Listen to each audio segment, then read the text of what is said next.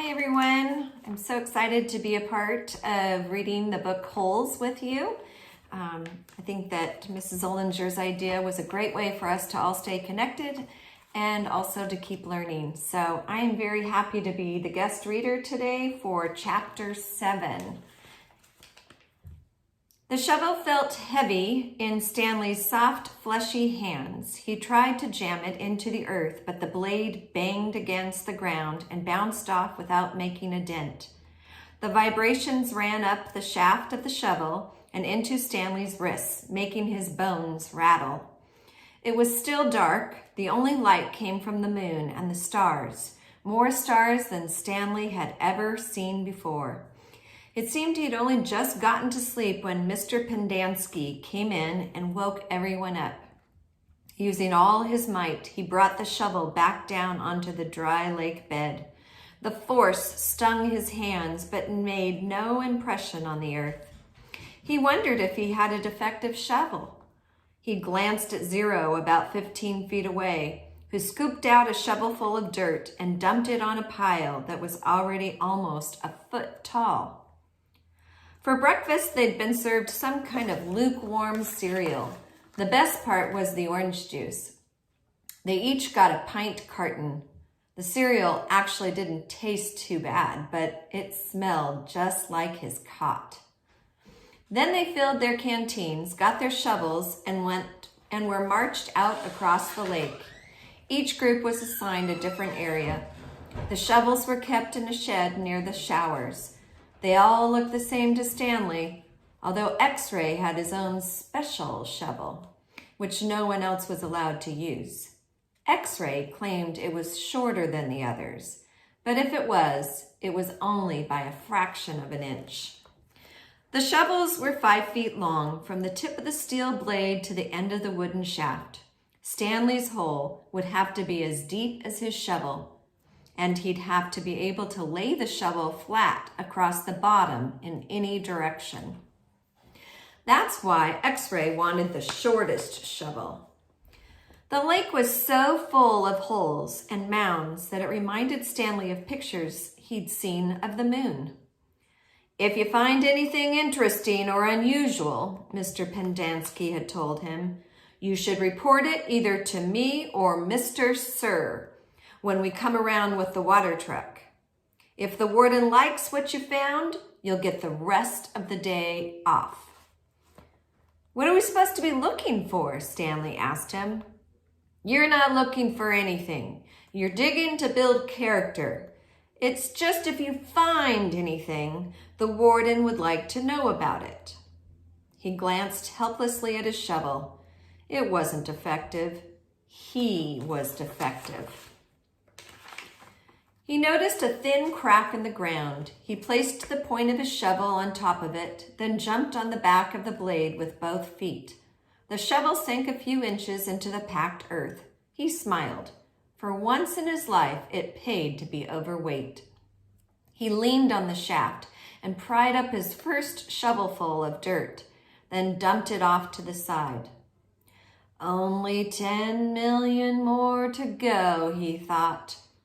Then he placed the shovel back in the crack and jumped on it again. He unearthed several shovelfuls of dirt in this manner before it occurred to him that he was dumping his dirt within the perimeter of his hole. He laid the shovel flat on the ground and marked where the edges of his hole would be.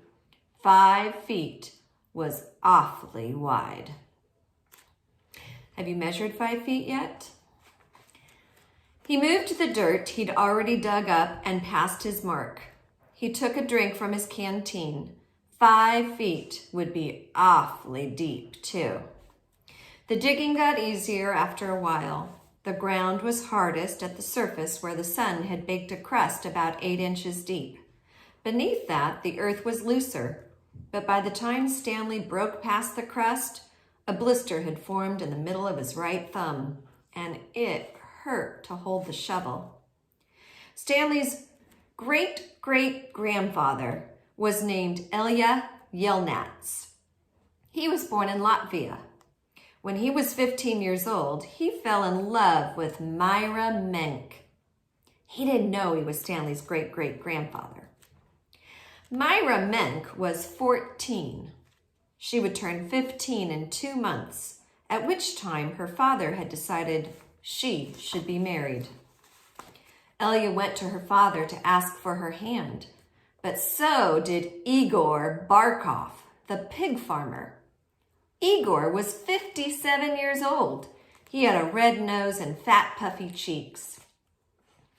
"I will trade you my fattest pig for your daughter," Igor offered. "And what have you got?" Myra's father asked Elia. "A heart full of love," said Elia. "I'd rather have a fat pig," said Myra's father. Desperate, Elia went to see Madame Zeroni, an old Egyptian woman who lived on the edge of town. He had become friends with her, though he was quite a bit older than him. She was even older than Igor Barkov. The other boys of the village liked to mud wrestle. Elia preferred visiting Madame Zeroni and listening to her many stories. Madame Zeroni had dark skin and a very wide mouth, and when she looked at you, her eyes seemed to expand, and you felt like she was looking right through you. "Elia, what's wrong?" she asked before he even told her he was upset. She was sitting in a homemade wheelchair. She had no left foot. Her leg stopped at her ankle. "I'm in love with Myra Menk," Elia confessed, "but Igor Barkov has offered to trade his fattest pig for her. I can't compete with that." "Good," said Madame Zeroni. "You're too young to get married. You've got your whole life ahead of you." "But I love Myra." "Myra's head is as empty as a flower pot." "But she's beautiful." "So is a flower pot." "Can she push a plow? Can she milk a goat?" "No, she is too delicate." "Can she have an intelligent conversation?" "No, she is silly and foolish." "Will she take care of you when you are sick?" "No, she is spoiled and will only want you to take care of her." "So she's beautiful. So what?" "Patooey!" And Madame Zeroni spat on the dirt. She told Elia that he should go to America. "Like my son, that's where your future lies, not with Myra Menk." But Elia would hear none of that. He was 15 and all he could see was Myra's shallow beauty. Madame Zeroni hated to see Elia so forlorn. Against her better judgment, she agreed to help him. "It just so happens my sow gave birth to a litter of piglets yesterday," she said. "There is one little runt whom she won't suckle. You may have him. He would die anyway." Madame Zeroni led Elia around the back of her house where she kept her pigs. Elia took the tiny piglet, but he didn't see what good it would do him. It wasn't much bigger than a rat. "He'll grow," Madame Zeroni assured him. "Do you see that mountain on the edge of the forest?" "Yes," said Elia. "On the top of the mountain, there is a stream where the water runs uphill. You must carry the piglet every day to the top of the mountain and let it drink from the stream. As it drinks, you are to sing to him." She taught Elia a special song to sing to the pigs. On the day of Myra's 15th birthday, you should carry the pig up the mountain for the last time. Then take it directly to Myra's father. It will be fatter than any of Igor's pigs. "If it is that big and fat," asked Elia, "how will I be able to carry it up the mountain?" "The piglet is not too heavy for you now, is it?" asked Madame Zeroni. "Of course not," said Elia. "Do you think it will be too heavy for you tomorrow?" "No." "Every day you will carry the pig up the mountain. It will get a little bigger, but you will get a little stronger. And after you give the pig to Myra's father, I want you to do one more thing for me." "Anything," said Elia. "I want you to carry me up the mountain. I want to drink from the stream, and I want you to sing the song to me." Elia promised he would. Madame Zeroni warned that if he failed to do this, he and his descendants would be doomed for all of eternity. At the time, Elia thought nothing of the curse. He was just a 15-year-old kid, and eternity didn't seem much longer than a week from Tuesday. Besides, he liked Madame Zeroni and would be glad to carry her up the mountain. He would have done it right then and there, but he wasn't yet strong enough. Stanley was still digging. Okay, so now they're going back to Stanley. So in this chapter, there's going to be some back and forth between Stanley and then the back history of his great-great-grandfather, Elia. Stanley was still digging. His hole was about 3 feet deep, but only in the center. It sloped upward to the edges. The sun had just come up over the horizon, but he already could feel its hot rays against his face. As he reached down to pick up his canteen, he felt a sudden rush of dizziness and put his hands on his knees to steady himself. For a moment, he was afraid he would throw up, but the moment passed. He drank the last drop of water from his canteen. He had blisters on every one of his fingers, and one in the center of each palm. Everyone else's hole was a lot deeper than his. He couldn't actually see their holes, but he could tell by the size of their dirt piles. He saw a cloud of dust moving across the wasteland, and he noticed that the other boys had stopped digging and were watching it too. The dirt cloud moved closer, and he could see that it trailed behind a red pickup truck. The truck stopped near where they were digging, and the boys lined up behind it. X-Ray in front of Zero at the rear. Stanley got in line behind Zero. Mr. Sir filled each of their canteens from a tank of water in the bed of the pickup. As he took Stanley's canteen from him, he said, "This isn't the Girl Scouts, is it?" Stanley raised and lowered one shoulder. Mr. Sir followed Stanley back to his hole to see how he was doing. "You better get with it," he said, "or else you're going to be digging in the hottest part of the day." He popped some sunflower seeds into his mouth, deftly removed the shells with his teeth, and spat them into Stanley's hole. Every day, Elia carried the little piglet up the mountain and sang to it as it drank from the stream. As the pig grew fatter, Elia grew stronger. On the day of Myra's 15th birthday, Elia's pig weighed over 50 stones. Madame Zeroni had told him to carry the pig up the mountain on that day as well. But Elia didn't want to present himself to Myra smelling like a pig. Instead, he took a bath. It was his second bath in less than a week. Then he led the pig to Myra's. Igor Barkov was there with his pig as well. "These are two of the finest pigs I've ever seen," Myra's father declared. He was so impressed with Elia, who seemed to have grown bigger and stronger in the last 2 months. "I used to think you were a good-for-nothing book reader," he said, "but I see now you could be an excellent mud wrestler." "May I marry your daughter?" Elia boldly asked. "First, I must weigh the pigs." Alas, poor Elia should have carried his pig up the mountain one last time. The 2 pigs weighed exactly the same. Now we're going back to Stanley. Stanley's blisters had ripped open and the new blisters formed. He kept changing his grip on the shovel to try to avoid the pain. Finally, he removed his cap and held it between the shaft of his shovel and his raw hands.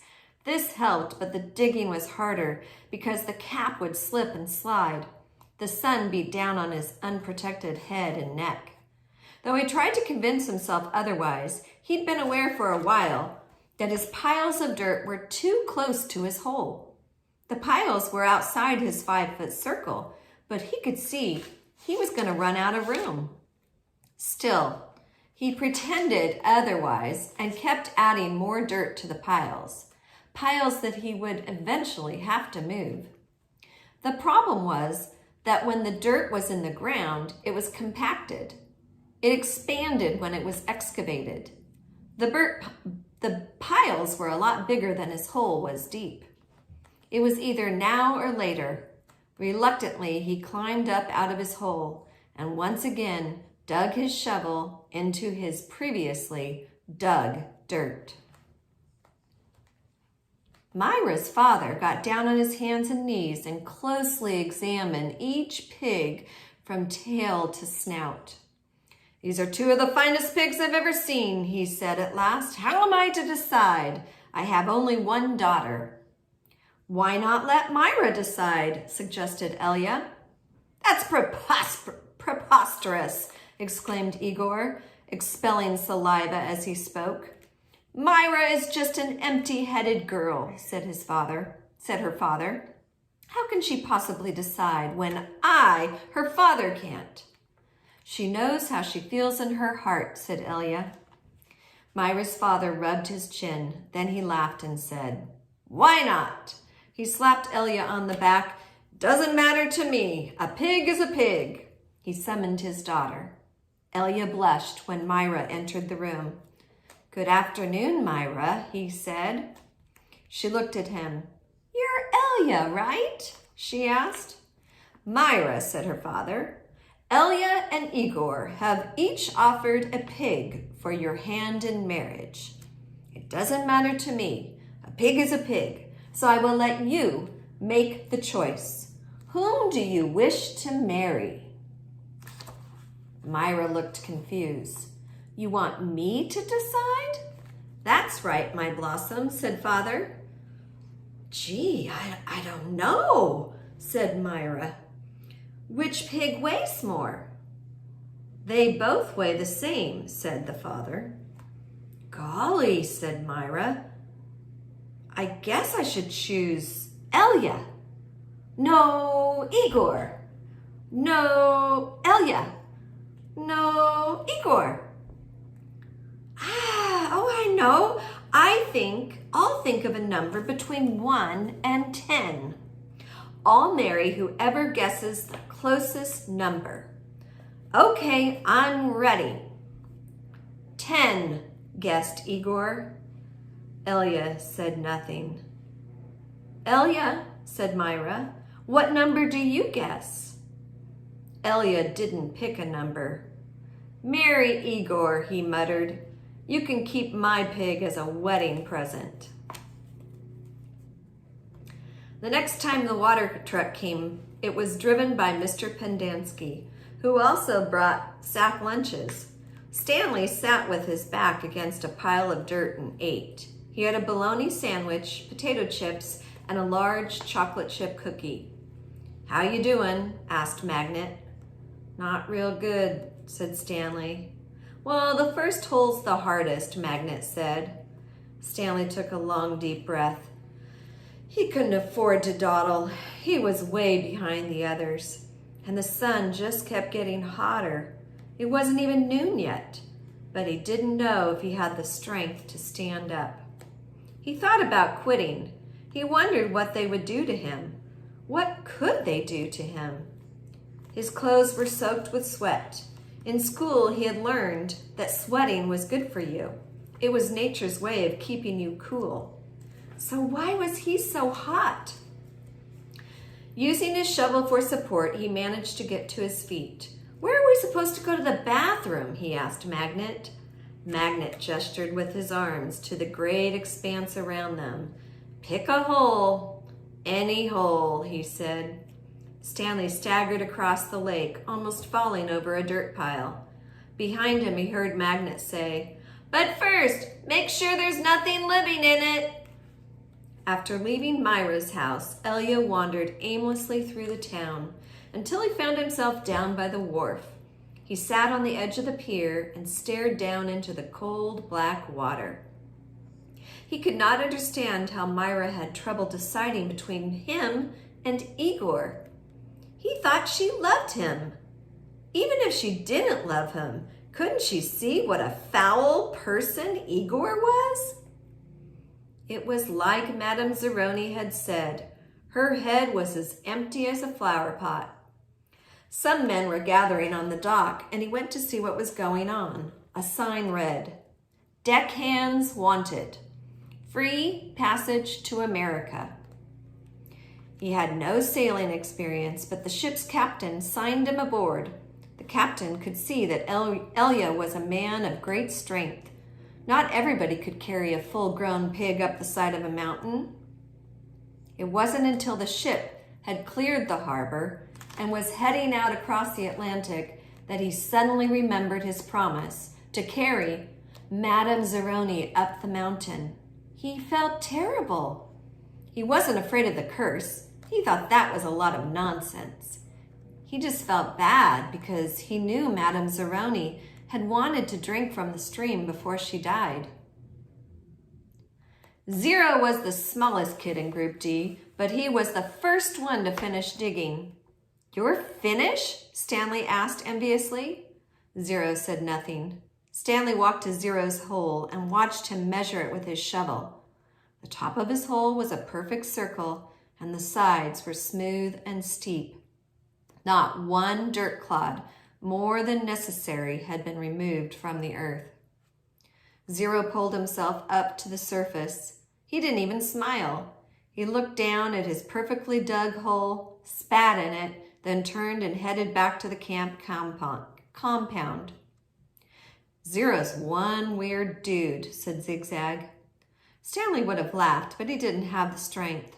Zigzag had to be the weirdest dude Stanley had ever seen. He had a long, skinny neck and a big round head with frizzy blonde hair that stuck out in all directions. His head seemed to bob up and down on his neck like it was on a spring. Armpit was the second one to finish digging. He also spat into his hole before heading back to the camp compound. One by one, Stanley watched each of the boys spit into his hole and return to the camp compound. Stanley kept digging. His hole was almost up to his shoulders, although it was very hard to tell exactly where ground level was because his dirt piles completely surrounded the hole. The deeper he got, the harder it was to raise the dirt up and out of the hole. Once again, he realized he was going to have to move the piles. His cap was stained with blood from his hands. He felt like he was digging his own grave. In America, Elia learned to speak English. He fell in love with a woman named Sarah Miller. She could push a plow, milk a goat, and most important, think for herself. She and Elia often stayed up half the night talking and laughing together. Their life was not easy. Elia worked hard, but bad luck seemed to follow him everywhere. He always seemed to be in the wrong place at the wrong time. He remembered Madame Zeroni telling him that she had a son in America. Elia was forever looking for him. He walked up to complete strangers and asked if they knew someone named Zeroni or had ever heard of anyone named Zeroni. No one did. Elia wasn't sure what he'd do if he ever found Madame Zeroni's son anyway. Carry him up a mountain and sing the pig lullaby to him? After his barn was struck by lightning for a third time, he told Sarah about his broken promise to Madame Zeroni. "I'm worse than a pig thief," he said. "You should leave me and find someone who isn't cursed." "I'm not leaving you," said Sarah, "but I want you to do one thing for me." "Anything," said Elia. Sarah smiled. "Sing me the pig lullaby." He sang it for her. Her eyes sparkled. "That's so pretty. What does it mean?" Elia tried his best to translate it from Latvian into English, but it wasn't the same. It rhymes in Latvian, he told her. I could tell, said Sarah. A year later, their child was born. Sarah named him Stanley because she noticed that Stanley was Yelnats spelled backwards. Sarah changed the word of the pig lullaby so that they rhymed, and every night she sang it to little Stanley. If only, the woodpecker sighs, the bark on the tree was as soft as the skies. While the wolf waits below, hungry and lonely, crying to the moon, if only. Stanley's hole was as deep as his shovel, but not quite wide enough on the bottom. He grimaced as he sliced off a chunk of dirt, then raised it up and flung it onto a pile. He laid his shovel back down on the bottom of his hole, and to his surprise, it fit.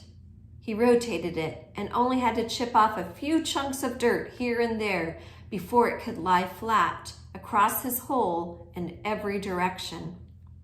He heard the water truck approaching and felt a strange sense of pride at being able to show Mr. Sir and Mr. Pendanski that he had dug his first hole.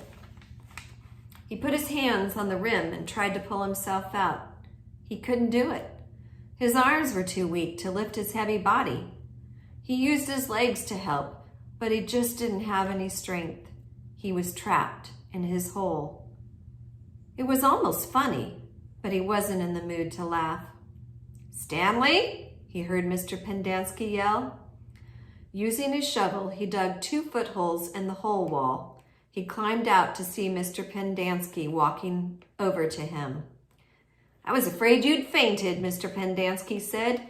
You wouldn't have been the first. I'm finished, Stanley said, putting his blood-spotted cap back on his head. All right, said Mr. Pendanski, raising his hand for a high five, but Stanley ignored it. He didn't have the strength. Mr. Pendanski lowered his hand and looked down at Stanley's hole. Well done, he said. You want to ride back? Stanley shook his head. I'll walk. Mr. Pendanski climbed back into the truck without filling Stanley's canteen. Stanley waited for him to drive away, then took another look at his hole.